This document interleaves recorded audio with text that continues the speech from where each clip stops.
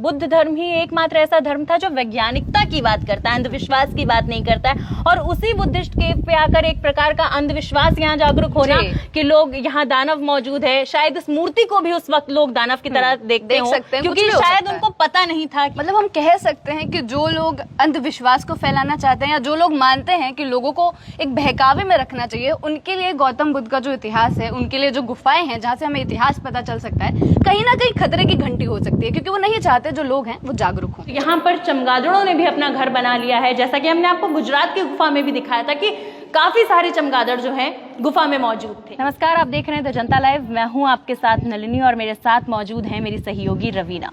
और एक बार फिर हम इतिहास की खोज में निकल चुके हैं। बता दें कि इतिहास की खोज करने लगभग दिल्ली से हजारों किलोमीटर दूर हम आंध्र प्रदेश के विशाखापट्टनम के अनाकपल्ली में मौजूद हैं। अनाकपल्ली में आज हम आपको बौद्ध स्थल पर लेकर जाएंगे। यहाँ मौजूद 2 गुफाओं का आपको दौरा कराएंगे।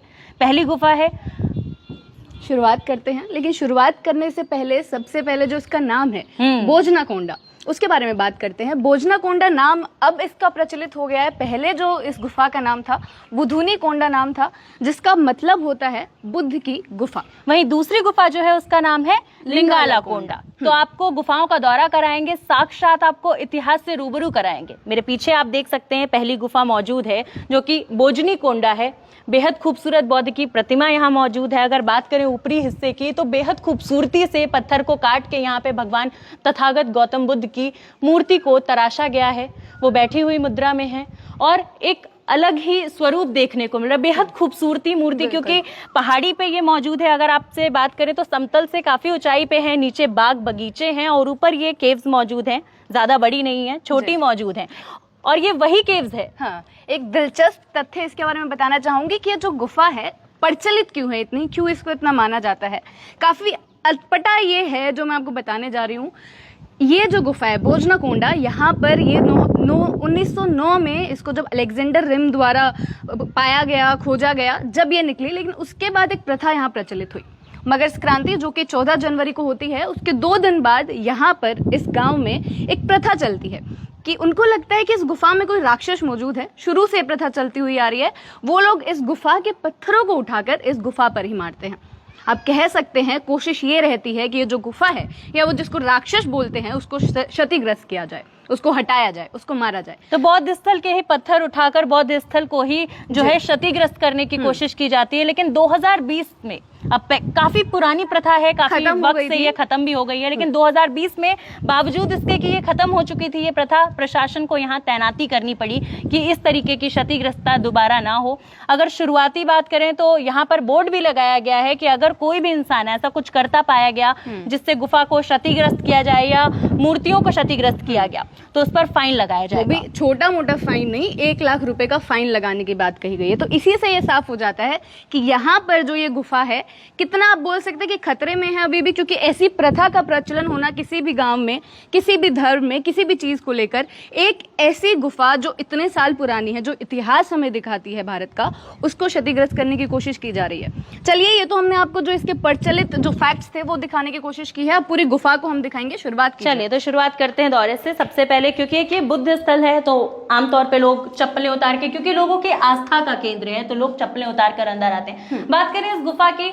तो ये गुफा ज्यादा बड़ी नहीं है। शुरुआत में ही आपको जब आप एंटर करेंगे तो तथागत गौतम बुद्ध की एक बेहद खूबसूरती मूर्ति जैसी कि बाहर है, वैसी ही खूबसूरत मूर्ति आपको अंदर देखने को मिलेगी। लेकिन वही है कि ये भी काफी क्षतिग्रस्त हो चुके हैं। नलिनी, आप देखिए ऊपर वाला हिस्सा भी कुछ टूटा हुआ है और नीचे जो आसन है, जो पूरी हर प्रतिमा में यहाँ दिखाई दे रहा है, वो यहाँ दिखाई नहीं दे रहा है। यानी कि क्योंकि ये बिल्कुल गेट के सामने है, तो आप कह सकते हैं कि बारिश, धूप, सारे वेदर्स ने ऐसा किया है कि ये जो इतनी क्षतिग्रस्त हो गई। मूर्ति तमाम तरीके का जो वेदर है झेलते झेलते, और क्योंकि 2500 साल पुराना इतिहास रहा है इन गुफाओं का, तो काफी सालों पुरानी होने की वजह से कहीं ना कहीं क्षतिग्रस्त हो चुके हैं। यहाँ एक चैत्य भी मौजूद है और छोटी छोटी मूर्तियां आसपास मौजूद हैं। 2 चैत्य के बीच तथागत गौतम बुद्ध की मूर्ति मौजूद है और 2 इधर और भी मूर्तियां हैं जो कि द्वारपाल मौजूद है, जिनके सर नहीं है, क्योंकि काफी पुरानी मूर्ति है तो क्षतिग्रस्त अवस्था में है। अगर इस तरफ की बात करें तो यहाँ भी तथागत गौतम बुद्ध की एक मूर्ति मौजूद है और दोनों तरफ द्वारपाल मौजूद हैं। और दूसरी तरफ की बात करें तो रवीना से मैं चाहूंगी कि रवीना जरा दिखाएं उस मूर्ति को, वहां पे भी बेहद खूबसूरती मौजूद है पूरी गुफा में। अब यहाँ पर मैं ये दिखाना चाहूंगी कि जैसे वहां पर ऊपर नीचे जो सेम टू सेम वहां का आकार है, यहाँ भी सेम टू सेम वही आकार है। बीच में गौतम बुद्ध जी हैं, साइड में आप देखिए दो बोल सकते हैं कि बोधिसत्व द्वारपाल मौजूद हैं, ऊपर ऐसे ही दो मूर्तियां हैं। यही इस गुफा की खास बात है कि हर जगह जहां भी तथागत गौतम बुद्ध की प्रतिमा है बिल्कुल सेम बनाई गई है। आप आसन देख लीजिए, एक ही आसन में वो मौजूद है। बाहर अगर दीवारों की बात करें तो लगभग इस तरफ और तीसरी तरफ, यानी कि दाएं बाएं, और अगर अपने पिछले हिस्से में सेंटर की बात करें तो तीनों तरफ एक ही जैसी मुद्राओं में तथागत गौतम बुद्ध की मूर्तियां मौजूद हैं, चैत्य मौजूद हैं, द्वारपाल मौजूद हैं और ऊपर भी एक छोटी मूर्ति मौजूद है। आपको अंदर यानी कि गर्भगृह में लेके चलते हैं, यहाँ क्या मौजूद है आपको वो दिखाते हैं। क्योंकि ये अंदर का हिस्सा है तो यहाँ काफी अंधेरा है, तो आपको लाइट की जरूरत पड़ेगी इसको देखने के लिए, या फोन के फ्लैश की जरूरत पड़ेगी। गुफा काफी बड़ी नहीं है, दूसरे नंबर की ये ऊपरी स्तर की गुफा है क्योंकि इसके नीचे भी एक गुफा मौजूद है। यहाँ तथागत गौतम बुद्ध की एक मूर्ति मौजूद है और ये मूर्ति जो है ये बाकी मूर्तियों के मुकाबले में काफी बड़ी है और सेम आकार, जैसा कि हमने बात किया, तमाम जो मूर्तियां हैं एक दूसरे से मिलती जुलती हैं और सेम सारी मूर्तियां हैं। मैं यहाँ ये बताना चाह रही हूँ नलिनी कि आप भी देखिए, जैसे हम बाहर से आए, बाहर का तापमान कैसा था और अंदर यहाँ पर आने के बाद जो तापमान है वो काफी आप कम बोल सकते हैं। बाहर इतनी धूप है फिर भी यहाँ पर आपको ठंडक दिखाई देती है। बार बार हम आपको यही पहुंचाने की कोशिश करते हैं कि जो वैज्ञानिक तर्क थे उस समय पर, जो विज्ञान को ध्यान में रखकर ये सारी बनाई गई गुफाएं, वो भी पहाड़ को तोड़कर इस तरह का आकार बनाना, इस तरह की मूर्तियां बनाना। मैं ये बता दूं कि आसपास इनके बोधिसत्व वज्रपाणि और बोधिसत्व पद्मपाणि में मौजूद हैं और बीच में तथागत गौतम बुद्ध। और जैसा कि आपने जिक्र किया कि इन गुफाओं की खास बात यह है कि जब बाहर गर्मी होती है तो अंदर यहाँ ठंडक बनी रहती है और जब बाहर ठंडक होती है तो ये ऊष्मा से गर्म रहता है। यही इन गुफाओं की खास बात है। इस प्रकार की गुफाओं का निर्माण करने से पहले वैज्ञानिक सोच के साथ देखा जाता था और परखा जाता था कि क्या इस गुफा में पानी का स्रोत है, हवा का स्रोत है, यहाँ पे सनलाइट का स्रोत है। क्योंकि उस वक्त जो बौद्ध भिक्षु हुआ करते थे वो समतल से इतनी ऊंचाई पर आकर उपासना किया करते थे शांति में। ऊंचाई की मैंने बात करी तो आपको दूसरी ओर नज़ारा दिखाना चाहूंगी। पूरा जो छोटा सा अनाकपल्ली यहाँ पे मौजूद है, ये पूरा गांव नीचे मौजूद है, चारों तरफ हरियाली है और बेहद खूबसूरत नजारा है क्योंकि ये पहाड़ पे ये मौजूद है। लोग भी यहाँ आप देख सकते हैं कि काफी मौजूद हैं जो यहाँ पर समझने आ रहे हैं, देखने आ रहे हैं गौतम बुद्ध को कि किस प्रकार जो इतिहास है। क्योंकि यहाँ पर ये गांव है जो इतनी प्रथा भी प्रचलित थी, तो मतलब उनको इस गुफा के बारे में काफी पता है, काफी जानकारी है क्या है। और उस प्रथा के बंद होने के बाद मेरे को लगता है कि लोगों की जो एक बोलते हैं कि क्यूरियोसिटी है वो ज्यादा बढ़ रही है आने की। एक और पॉइंट नलिनी, जो हमने बात की साइंटिफिक की, आपने भी बताया जो पत्थरों को लेकर, यहाँ पर एक सवाल उठता है जो हम अपने दर्शकों से भी पूछना चाहेंगे कि अगर 2000 साल पहले जब ये गुफाओं का निर्माण हो रहा था, पत्थरों को तोड़कर बनाया जा रहा था, अगर उस समय विज्ञान का इतना ध्यान रखा जा सकता है तो इतने साल बाद क्या हम विज्ञान की बात नहीं कर सकते हैं? क्या लग रहा है कि हम विज्ञान को इतना पीछे छोड़कर ये जो अंधविश्वास की चीजें हैं उन पर कैसे बढ़ते जा रहे हैं? और खास बात ये भी बता दूं कि जब भी इतिहास का जिक्र होता है बुद्धिस्ट गुफाओं का जिक्र जरूर होता है क्योंकि 2500 साल पुराना इनका इतिहास रहा है। साथ ही बुद्ध धर्म ही एकमात्र ऐसा धर्म था जो वैज्ञानिकता की बात करता है, अंधविश्वास की बात नहीं करता है। और उसी बुद्धिस्ट केव पे आकर एक प्रकार का अंधविश्वास यहाँ जागरूक होना कि लोग यहाँ दानव मौजूद है, शायद इस मूर्ति को भी उस वक्त लोग दानव की तरह देखते हो क्योंकि शायद उनको पता नहीं था कि ये भगवान तथागत गौतम बुद्ध की मूर्ति है। लेकिन वक्त के साथ कहीं ना कहीं अंधविश्वास अब दब रहा है, लोग वैज्ञानिकता की तरफ बढ़ रहे हैं। लेकिन सवाल ऐसे में ये उठता है ना रवीना कि अगर वैज्ञानिक सोच मौजूद है तो लोग अंधविश्वास की तरफ जा कैसे रहे हैं? और लोग अभी भी इस प्रकार की जगहों से अनजान हैं। आखिर क्यों अनजान है?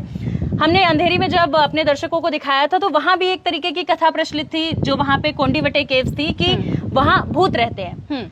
तो कहीं ना कहीं लोगों को दूर रखा जाता है ऐसी जगहों से, अंधविश्वास फैलाकर कि लोग कहीं ना कहीं विज्ञान से दूर रहें। मतलब हम कह सकते हैं कि जो लोग अंधविश्वास को फैलाना चाहते हैं या जो लोग मानते हैं कि लोगों को एक बहकावे में रखना चाहिए, उनके लिए गौतम बुद्ध का जो इतिहास है, उनके लिए जो गुफाएं हैं जहाँ से हमें इतिहास पता चल सकता है, कहीं ना कहीं खतरे की घंटी हो सकती है क्योंकि वो नहीं चाहते जो लोग हैं वो जागरूक हों। चलिए आपको आगे का टूर कराते हैं। और ये भी बात नलिनी कि हम जो सारी गुफाएं जो कवर करते थे, आपने जो कवर की वो हम नीचे से शुरुआत करते थे, लेकिन इस वाली गुफा में हमने सोचा कि जो ऊपर की चीज है सबसे पहले आपको वो दिखाया जाए, क्योंकि मेन एंट्रेंस यहाँ से शुरू होता है। जो उसके गुफा बाद की नीचे। खासियत है शुरुआत वहीं से करें। तो जी। चलिए हम आपको नीचे का दौरा कराते हैं गुफा का और दिखाते हैं कि इस गुफा में और क्या क्या मौजूद है। तो इस गुफा की एक और खास बात है रवीना, चाहूंगी, गुजारिश करूंगी कि आप थोड़ा सा साइड में आ जाएं। और इस गुफा को जो बाकी गुफाओं से अलग बनाता है वो ये है कि यहाँ के स्तूप, यहाँ जी। पर हजारों की तादाद में स्तूप मौजूद हैं, छोटे बड़े। अगर आप इधर की बात करें तो लाइन से आप देख सकते हैं तमाम तरीके के स्तूप यहाँ पे मौजूद हैं। और उस वक्त में भी इतने सारे स्तूप एक गुफा में देखना कहीं ना कहीं बहुत कारगर था। ऊपर के हिस्से की बात करें तो क्षतिग्रस्त हो चुका है, इसलिए ऊपर जाना मुमकिन नहीं है, लेकिन आपको दिखाने की कोशिश करेंगे कि ऊपर भी स्तूप मौजूद हैं। वही कि कहीं भी भारत की हमने इतनी गुफाएं कवर की हैं, पढ़ा है इतनी गुफाओं के बारे में, लेकिन जो इतने स्तूप हैं छोटे से लेकर सबसे बड़ा तक, मतलब यहाँ पे सबसे छोटा भी और सबसे बड़ा भी आपको बौद्ध स्तूप दिख जाएगा। काफ़ी बौद्ध स्तूप जो हैं आप पहचान नहीं पाएंगे क्योंकि वो इतनी क्षतिग्रस्त हो चुके हैं। जैसे कि ये वाला इधर, मैं कहूँगी कि इधर दिखाया जाए, ये भी एक बौद्ध स्तूप ही है, लेकिन आधा ये टूट चुका है। तो ये ऐसा लग रहा है कि कहीं शायद पहाड़ ही टूट गया या है, कोई फिर चट्टान पहाड़- मौजूद हाँ, है यहाँ लेकिन पर। ये सारे एक एक करके आप यहाँ पर 1 2 3 4 5 स्तूप एक जगह पर यहाँ मौजूद है। तो आप लगा लीजिए पूरी अगर गुफा में। पिछले हिस्से की भी बात करें रवीना, तो वहां पर भी काफी सारे स्तूप मौजूद हैं, लेकिन बिल्कुल। क्षतिग्रस्त होने के चलते रास्ते से उस रास्ते पे वहां मौजूद नहीं हुआ जा सकता, लेकिन काफी सारे स्तूप वहां भी मौजूद हैं। सवाल वही है कि इतने सारे स्तूप एक जगह होना ये छोटी सी गुफा को अपने आप में बेहद खूबसूरत और अलग बना रहा है। बिल्कुल, सिर्फ 6 गुफाएं यहाँ पर मौजूद हैं। बोजनाकोंडा की हम बात कर रहे हैं, जी। और 6 गुफाओं में ही इतने स्तूपों का मौजूद होना काफी अहम चीज है। आगे चलते हैं, नीचे चलते और चलते जैसा कि मैंने बात कही थी कि समतल से काफी ऊंचाई पे इसलिए बहुत खास बनाता है क्योंकि ठंडक का जो है यहाँ स्रोत है हवा का। तो आप देख सकते हैं हमारे कपड़े भी उड़ रहे हैं, यहाँ बेहद ठंडक बनी हुई है। नीचे की ओर आपको लेके जाते हैं, जो पहली गुफा है, यानी कि जब आप नीचे की तरफ से आएंगे इस गुफा में एंटर करेंगे तो जो पहली गुफा यहाँ मौजूद है हम आपको उसका दौरा कराते हैं। हरियाली भी इतनी देखने को मिल रही है कि कोई भी यहाँ पर पर्सन आए, गुफाओं को देखने आए, तो प्रकृति से रूबरू खुद ही हो जाएगा। नीचे खेत हैं, खलियान हैं, क्योंकि गांव के बीचों बीच ये मौजूद है। और साउथ इंडिया में हम लोग हैं, तो जो साउथ इंडिया है उसको पहले ही इतना ग्रीनरी की तरफ देखा जाता है कि यहाँ पर ग्रीन चीज़ें ज़्यादा होती हैं, व्यू अच्छा होता है। आप नेचर के पास आने के लिए साउथ इंडिया में आ सकते हैं, और एक साउथ इंडिया के गाँव के बीचों बीच ये होना आपको नेचर के बिल्कुल पास पहुँचा देगा। शुरुआत करेंगे पहली गुफा की। तो आप देख सकते हैं इस वक्त भी इतनी गर्मी में भी लगभग जून का महीना चल रहा है और लोग यहाँ पर जो है केव्स का दौरा करने आ रहे हैं। बिल्कुल। तो लोग अब कहीं ना कहीं जागरूक हो चुके हैं, इतिहास को जानने के लिए, घूमने के लिए वो आते हैं दूर दूर से। यहाँ पर भी ऊपर भी गौतम बुद्ध की प्रतिमा मौजूद है, और यहाँ पर भी इतनी बड़ी गौतम बुद्ध की प्रतिमा मौजूद है। ये प्रतिमा सबसे ज्यादा क्षतिग्रस्त यहाँ पर दिखाई दे रही है, क्योंकि ना यहाँ पर उन्होंने क्या हाथ की मुद्रा कर रखी है वो नहीं समझ आ रहा है, लेकिन फिर भी हम अंदाजा लगा रहे हैं क्योंकि ऊपर जैसी मूर्तियां मौजूद थी, ये भी प्रतिमा वैसी ही होगी। खड़े हुए गौतम बुद्ध हैं और शायद हाथ की मुद्रा इनकी यही रही होगी। आगे भी अंदर चलेंगे, जानेंगे कि क्या इस पूरी गुफा में तथागत गौतम बुद्ध एक ही मुद्रा में बैठे हुए हैं और वो क्या दर्शाने की कोशिश कर अच्छा, रहे हैं। जैसा कि हमने बाकी गुफाओं में दिखाया, हर जगह पीपल के पत्ते हुआ करते थे, चैत्य हुआ करते थे, मगर यहाँ पर अगर बात करें तो यहाँ के गुफाओं की बात कुछ अलग है। यहाँ पे सिर्फ हर जगह हमने देखा कि चैत्य छोटे छोटे बने हुए हैं। हर गेट की अगर बात करें तो चैत्य मौजूद है, लेकिन तो पत्ता कहीं दिखाई नहीं हाँ, दे रहा। तो ये कुछ अलग है।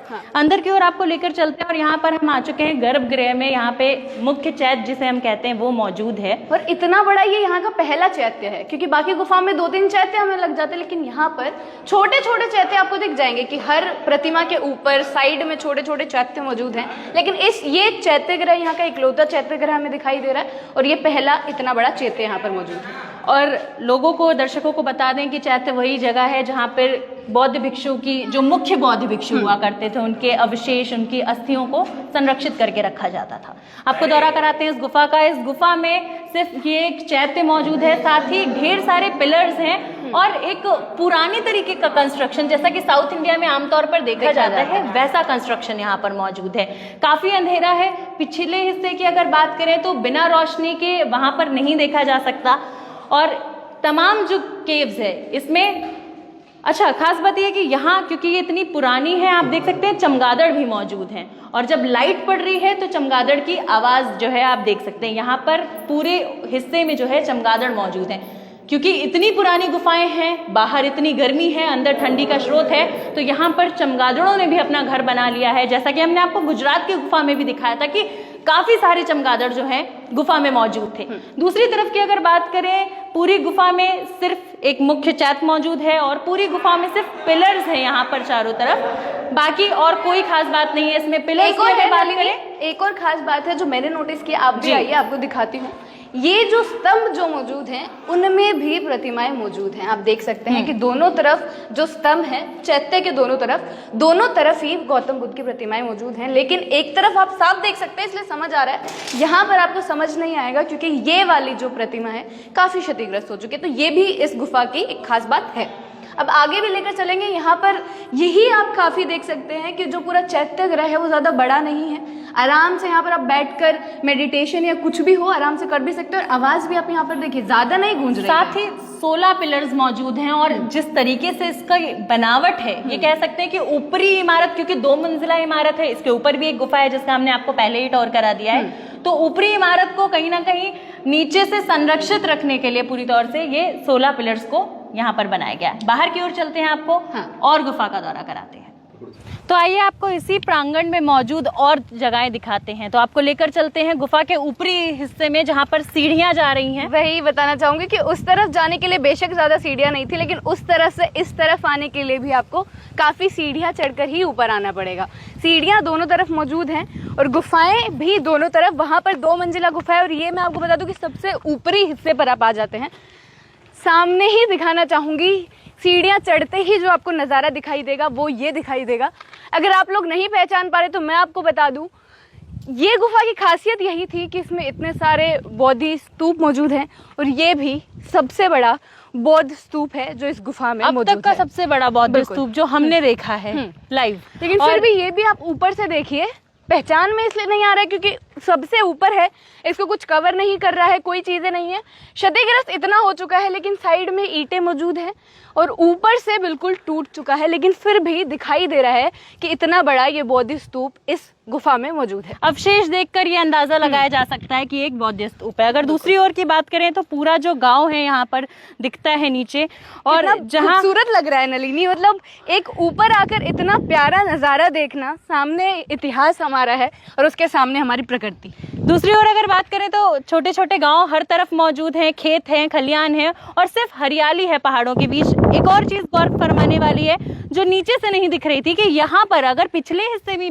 बात करें तो ढेर सारे जो स्तूप हैं वो मौजूद हैं। बिल्कुल एक साथ इतनी तादाद में एक गुफा में इतने सारे स्तूप मैंने तो अपनी जिंदगी में पहली बार देखे हैं। नीचे देखिए, ऊपर देखिए, साइड में देखिए, हर तरफ सिर्फ बौद्ध स्तूप। और यहाँ पर तो अलग ही नजारा है, ये भी बौद्ध स्तूप है, ये भी बौद्ध स्तूप है और फिर इतना बड़ा भी बौद्ध स्तूप। लगभग हर आकार के और हर साइज के बौद्ध स्तूप यहाँ पर मौजूद हैं। कुछ क्षतिग्रस्त अवस्था में हैं तो लोग उन्हें चट्टान समझ लेते हैं, लेकिन तमाम जो अगर इस पूरे एरिया की बात करें तो यहाँ पर लगभग 100 से भी ज़्यादा, सैकड़ों से ज़्यादा स्तूप मौजूद हैं। लेकिन यहाँ पर जो हम देख पा रहे हैं, ये जो 2-3 स्तूप मौजूद है, इन पर कहीं ना कहीं ये लग रहा है कि एक चैत्य है, क्योंकि ऊपर का आकार दिखाई दे रहा है कि एक चैत्य के रूप में यहाँ मौजूद हैं।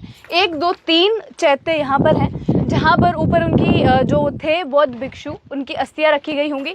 स्तूप भी काफ़ी सारे हैं और चैत्य भी काफ़ी सारे हैं और ऊपर लगातार एक के बाद एक से जुड़ा हुआ एक स्तूप यहाँ पर मौजूद है। और है अंदर।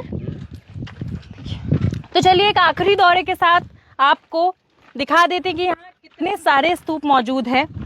पिछले हिस्से की अगर बात करें तो यहाँ पर ढेर सारे चैत्य मौजूद हैं। बिल्कुल, और हम वही कोशिश कर रहे हैं कि कितने कम समय में आपको पूरी गुफा का वर्णन कर सके, पूरी गुफा आप तक पहुँचा सके, क्योंकि बड़ी है गुफा, नो डाउट, ज़्यादा छोटी नहीं है, लेकिन जो इसकी विशेषताएं हैं, जो छोटे छोटे विशेषताएं हैं जो ध्यान करने योग्य है, वो हम आपको दिखाने की कोशिश कर रहे हैं, जो कि है यहाँ के स्तूप, यहाँ के चैत्य और यहाँ की मूर्तियाँ। बिल्कुल, बेहद मूर्तियाँ कम हो बेशक, लेकिन बेहद खूबसूरती से उन मूर्तियों को पत्थर काट के तराशा गया है। और खास बात यही है कि यहाँ हजारों की तादाद में स्तूप मौजूद हैं। अगले हिस्से से बात करें, पिछले हिस्से तक काफी सारे स्तूप यहाँ मौजूद हैं। यहाँ से देखकर गुजारिश करूंगी कि संभल कर आइए। आप देख सकते हैं कि कहीं कहीं पे जो हिस्सा है नीचे खाई है, क्योंकि काफी ऊंचाई में है ये जो और पहाड़ गुफा पर ही मौजूद बना हुआ है, पहाड़ को काटकर ही बनाया गया। तो आप कह सकते हैं कि लाजमी है देखकर चलना और लाजमी है ऐसी जगहें यहाँ पर मौजूद होना। तो यहाँ से अब आपको आगे लेकर चलेंगे, वही हम आपको लगातार बताने की कोशिश कर रहे हैं कि इस गुफा में एक खास चीज़ हमें समझ में आई है कि एक ही तरह के पैटर्न को रिपीट किया गया है। जैसे मूर्तियाँ थी, हर मूर्ति सामान्य आपको दिखी, और ये स्तूप के साथ भी ऐसा ही है कि हर जगह एक क्षेत्र में इकट्ठे स्तूप हैं और फिर जगह खाली है, और एक क्षेत्र में फिर काफ़ी सारे स्तूप इकट्ठे हैं। आगे आप देख सकते हैं आकार खुद ही, ये सबसे बड़ा वाला बोधि स्तूप हमने आपको जो सामने से दिखाई, ये उसके पीछे की प्रतिमा है, पीछे से भी काफ़ी क्षतिग्रस्त है। और ये छोटे छोटे बोध स्तूप आगे ले जाते हुए ये पूरी एक आप प्रक्रिया कर सकते हैं, एक पूरा सर्कल में आप घूम सकते हैं। जब आपको दिख जाएगा कि यहाँ पर बोधि स्तूप कितने मौजूद हैं, ईंटों के साथ कारीगरी भी यहाँ पर आपको दिख जाएगी। बाकी सारी जो गुफाएं हैं वो खासकर चट्टानों से ही हमें दिखती हैं, चट्टानों को काट कर बनाई हुई दिखती हैं। लेकिन आप यहाँ पर देखिए कि ईंटों से बनी हुई आकार भी हैं, ईंटों से बनी हुई चीज़ें भी यहाँ मौजूद हैं। और जैसा कि आपने कहा कि अगर आप पूरे स्तूप की परिक्रमा करेंगे तो भी आपको चारों तरफ सिर्फ स्तूप ही स्तूप मिलेंगे। बिल्कुल। तो खास बात यह है कि यहाँ बेहद खूबसूरत स्तूप है हाँ। और काफी तादाद में स्तूप। वही विशेषता मैं यही कहना चाहूंगी कि इस जो गुफा है उसकी विशेषता यही है। और ऊपरी हिस्से की अगर बात करें तो आपको पूरा दौरा हमने करा दिया है। आगे की अगर बात करें तो यहाँ पे ईंटों की कुछ इमारतें मौजूद हैं। ये मुश्किल है कह पाना कि उस वक्त एक्चुअल क्या सोचकर रहा बनाया होगा या होगा। क्या सोचकर बनाया होगा। बिल्कुल। इसी प्रकार से इस गुफा में जितनी भी विशेषताएं थी उससे हमने आपको अवगत करा दिया है। लेकिन एक और चीज मेरे को दिखाई पड़ रही है, ये आकार मैं फिर से दिखाना चाहूंगी कि जो ईंटों से जो आकार बना हुआ है, ये आप आकार ध्यान से देखिए, ये ईंटों से बनाए गए हैं। लगभग हर इस ये जो है क्षेत्र छोटा सा उसमें आकार है, और यहाँ पर भी मेरे को लगभग सामान्य आकार देखने को मिला है। और ये क्षेत्र वो है जहाँ पर सबसे बड़ा बोधि स्तूप मौजूद है, और उसके नीचे ही पत्थरों को काटकर वैसा ही आकार बनाया गया है। इस आकार के बारे में ज़्यादा जानकारी हमें नहीं है, लेकिन समझ में यही आ रहा है कि शायद इसके नीचे बैठकर ही मेडिटेशन कोई कर सकता है या आराम से बैठा जा सकता है। और एक और खास बात अगर रवीना आपने गौर फरमाई हो तो स्तूप के निचले हिस्से की अगर बात करें तो इधर भी ईंटों की वही उसी प्रकार की इमारतें हैं जिस प्रकार की उस तरफ उधर थे। जी। तो हो सकता है उस वक्त में वहां भी एक स्तूप रहा हो जो कि अब क्षतिग्रस्त हो गया है। बिल्कुल। सीढ़ियां जा रही हैं, चलिए आप और मैं देखिए चलकर आते हैं। देखते हैं बिल्कुल। कि आखिर उस वक्त में वहां क्या था। सीढ़ियाँ काफी यहाँ लेकिन आप देखने को मिल सकती है कि हर तरफ जाने के लिए, ऊपरी हिस्से में भी जाने के लिए आपको सीढ़ियाँ हैं। ईंटों से बना हुआ पूरा यहाँ पर ये दिखाई दे रहा है, और काफी ऊंचाई पे हैं क्योंकि पहाड़ लगभग इतनी ऊंचाई पे आने के बाद हमें बराबर ही दिख रहे हैं। और इस प्रकार से यहाँ कंस्ट्रक्शन देखने को मिल रहा है ईंटों के द्वारा। ये कह सकते हैं कि उस वक्त कोई इमारत रही होगी छोटी मोटी, बिल्कुल, या क्योंकि स्तूप रहे होंगे। यहाँ पर इस चीज से हम ये अंदाजा लगा रहे हैं कि कुछ तो बना हुआ था जिसको तोड़ दिया गया है। कहीं ना कहीं ये दर्शा रहा है, यहाँ पर भी आप देख लीजिए, दर्शा यही रहा है कि कुछ था जो टूट गया है। क्योंकि पिछले हिस्से की भी अगर बात करें तो पूरे में एक ही प्रकार का कंस्ट्रक्शन हो रखा है। सामने स्तूप और इस तरफ भी अगर बात करें तो ईंटों की इमारतें। उस वक्त में कुछ रहा होगा जो कि जिसके अवशेष अब क्षतिग्रस्त होने से नहीं बचे हैं। हाँ, चलो फिर इधर वाला जी बिल्कुल ऊपरी जो पार्ट है इस भोजनाकोंडा गुफा का, अभी हम वहाँ मौजूद है। 3-4 बार सीढ़ियाँ चढ़ के हम यहाँ पहुँच पाए हैं। नज़ारा हम आपको बार बार दिखाने की कोशिश कर चुके हैं कि गांव के बीचों बीच है तो इसका नज़ारा कैसा है। यहीं पर हम अपनी वीडियो को समाप्त करना चाहेंगे। लगातार आप तक ऐसी ही जो गुफाएं हैं, जो बौद्ध गुफाएं हैं, जो हमें अपना इतिहास बताती हैं, जो छुपी हुई गुफाएं हैं जिनके बारे में लोगों को नहीं पता है लेकिन फिर भी वो इतिहास जानने के आप बोल सकते हैं उत्सुक है, वो आप तक पहुँचाते रहेंगे। हरियाली के बीच समतल से ऊपर और सुकून की प्राप्ति के लिए अगर आपको इतिहास से भी रूबरू होना है तो आप यहाँ आकर इस गुफाओं को देख सकते हैं। तो इसी तरीके से हम आप तक जो इतिहास है वो उजागर करते रहेंगे, पहुँचाते रहेंगे। देखते रहिए द जनता लाइव। शुक्रिया।